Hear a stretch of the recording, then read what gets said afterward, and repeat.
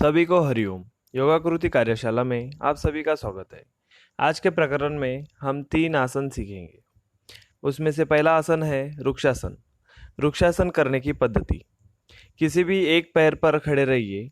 यदि एक पैर पर शरीर का संतुलन बनाए रखने में कठिनाई का अनुभव होता है तो दीवार का सहारा लिया जा सकता है। दूसरे पैर को घुटने से मोड़कर उसकी एड़ियों को पहले पैर की जंघा के मूल पर चित्र में बताए अनुसार रखिए। दोनों हाथों को बगल से सीधे सिर पर ले जाकर इस प्रकार रखिए कि उनकी हथेलियां एक दूसरे से सटी हुई रहे। इसी प्रक्रिया से स्थिति ऐसी होगी जैसे आप आकाश की ओर नमस्कार कर रहे हो। दोनों हाथों की कोहनियां सीधे रखिए। धीरे धीरे सांस लीजिए। लगभग 10 सेकंड तक के इसी स्थिति में रहिए। फिर यही क्रिया दूसरे पैर पर करें। दिन में 4 से 6 बार यह क्रिया की जा सकती है। वृक्षासन के फायदे। यह आसन शरीर के प्रत्येक जोड़ की योग्य व्यायाम देता है। यह आसन पैरों की उंगलियों, घुटनों, कोहनियों आदि की नाड़ियों में योग्य मात्रा में रक्त संचार करता है। इस आसन से हाथ पैर लचीले बनते हैं और सीना सुडौल बनता है। वृक्षासन के बाद हम त्रिकोणासन के बारे में जानेंगे। इस आसन में शरीर का आकार त्रिकोण जैसा बनता है, इसलिए इसे त्रिकोणासन कहा जाता है। इस आसन को भलीभांति समझने के लिए नीचे इसकी 4 स्थितियों के 4 चित्र दिए गए हैं। वृक्षासन करने की पद्धति। दोनों पैर के बीच में लगभग 75 सेंटीमीटर का अंतर रखकर सीधे खड़े रहिए। दोनों हाथ सीधे रखिए। फिर धीरे धीरे दोनों हाथ कंधे तक ऊपर उठाइए। नीचे झुकिए और बाएं हाथ से पैर के पंजे को स्पर्श करें। दायां हाथ ऊपर की ओर ले जाइए और सीधा रखिए। दृष्टि उसी हाथ की सीध में रखिए और बायां हाथ बाएं पैर के अंगूठे के पास लाइए। फिर बाएं हाथ वही रखकर दायां हाथ कमर से आगे बढ़ाइए और सिर की सीध में रखिए।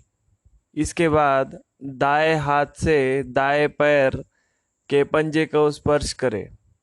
त्रिकोणासन की यह अंतिम स्थिति है।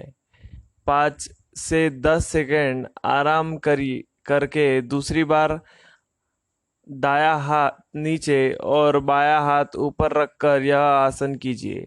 प्रत्येक स्थिति में 2-2 सेकंड ठहरिए। प्रतिदिन यह आसन 4 से 5 बार कीजिए। त्रिकोणासन के फायदे। जिन लोगों की गर्दन कड़ी हो जाती है उन्हें इस आसन से बड़ा आराम मिलता है। यह आसन गर्दन और कंधे के जोड़ों का दर्द मिटाता है। साथ ही मेरुदंड, कूल्हे, हाथ और उंगलियों को अच्छा व्यायाम देता है। इस आसन से रीढ़ लचीली बनती है और मानसिक शक्ति बढ़ती है। आंखों के तेज के लिए भी यह आसन लाभदायक है।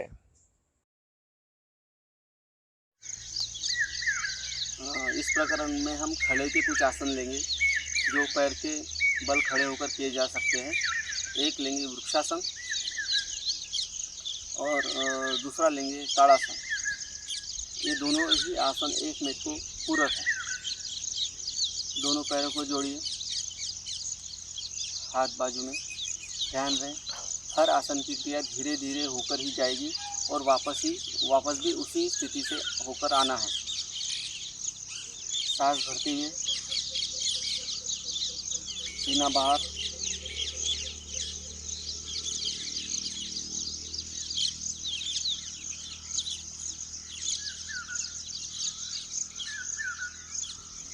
अपना पैर अपनी जंघा के वहाँ लगाना है।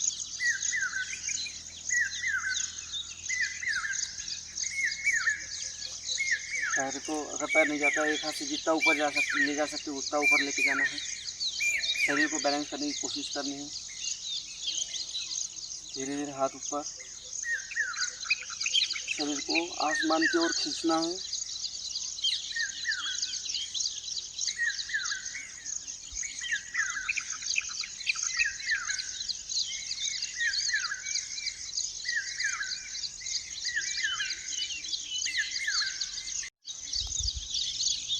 शरीर को आसमान की ओर खींचना है। धीरे धीरे सांस छोड़ते हुए वापस आना। ऐसे ही क्रिया दूसरे पैर की भी करना। अपना दायां पैर अपनी बाई जंघा के वहाँ रखना है, इस तरह से सीधा, ऐसा मुड़ा हुआ नहीं या ऐसा, सीधा। हाथ अपने शरीर के बाजू से होते हुए धीरे धीरे धीरे धीरे ऊपर ले जाना है, आकाश की ओर। शरीर को खींचना है ऊपर आकाश की ओर।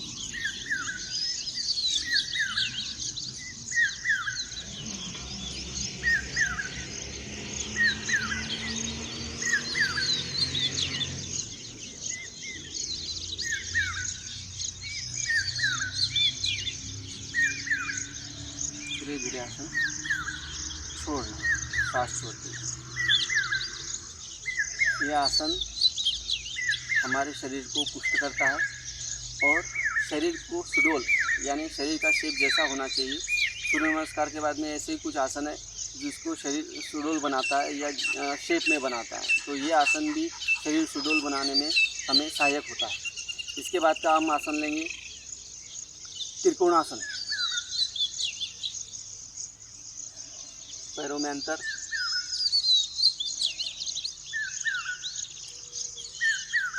कम से कम 1.5 से 2 फीट का अंतर लेना है। उसके बाद में हमारा बायां पैर का पंजा ऐसे मोड़ना है अपने हाथ की दिशा की ओर। धीरे धीरे ध्यान रहे पीछे का पैर वैसा ही रहेगा, सिर्फ सामने का पैर सामने के पैर का पंजा ही मुड़ेगा। धीरे धीरे सामने का घुटना बेंड होगा, शरीर सीधा। उसके बाद में अपना दायां हाथ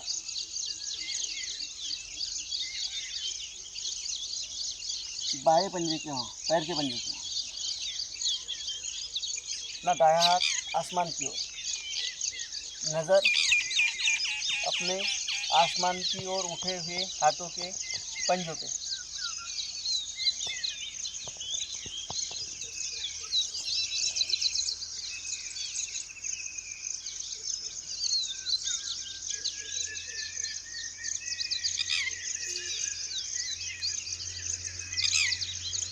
धीरे धीरे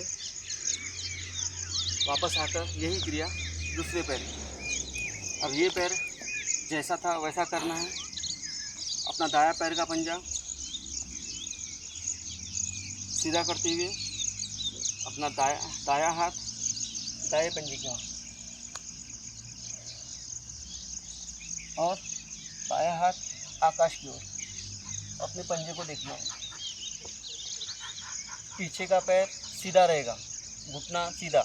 पीछे का पैर बेंड नहीं करना है और ना ही उसकी जगह बदलनी।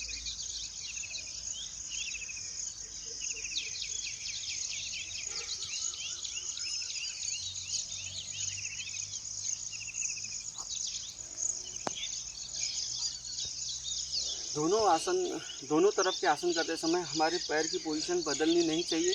हम जहाँ हैं वहीं रहेंगे और हमारे पैर भी जहाँ हैं वहीं रहेंगे, जगह नहीं बदली। ये क्रिया हम अल्टरनेटिव तरह से कर सकते हैं। दूसरी बात,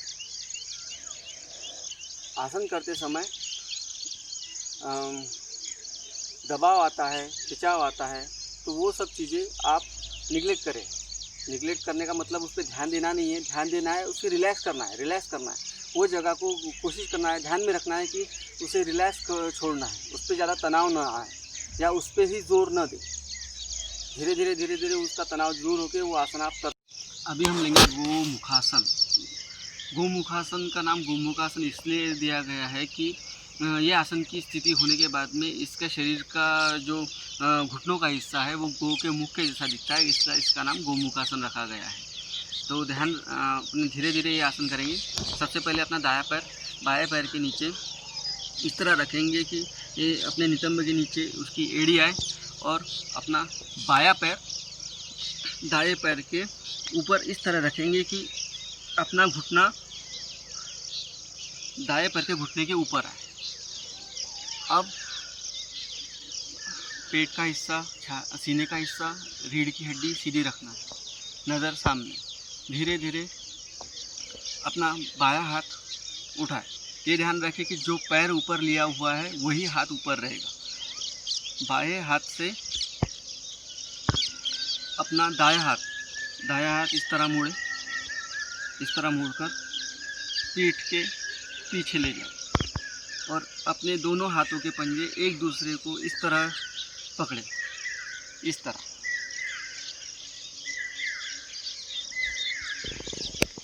सांसों की गति सामान्य रखें, नज़र सामने।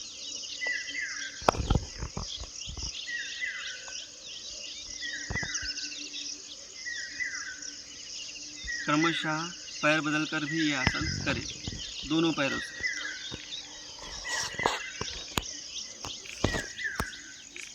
30 सेकंड, 15 सेकंड अपने शरीर के हिसाब से जितना अपन बन पड़े टाइमिंग बढ़ाते हैं। धीरे धीरे आसन छोड़ें, उसके बाद में फिर से पैर बदल कर आसन करें।